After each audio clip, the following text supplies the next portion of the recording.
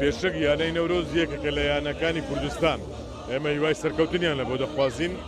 ئێستا یانەی نەورۆز لە دۆخۆشی خراپدایە دیارە ئەو بانگەوازەکرایە کە کەمپینێک بکرێتن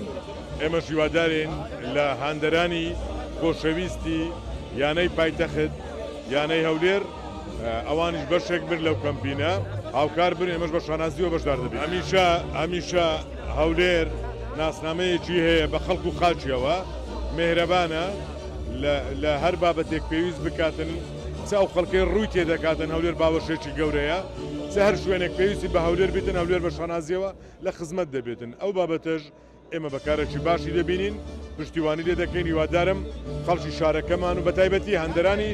خۆشەویستی یانەکەمان هەموو لایەک هاوکار بن لەوەی کە پشتیوانی یانەی نەورۆز بکەین ئەمە پەیوەندێکی زۆرمان پێوەکرایە خەڵکێکی زۆر پێشنیارەی کردێ و داواکاری کردێ بە شانازیەوە پشتیوانی لێ دەکەین و هاوکار دەبین.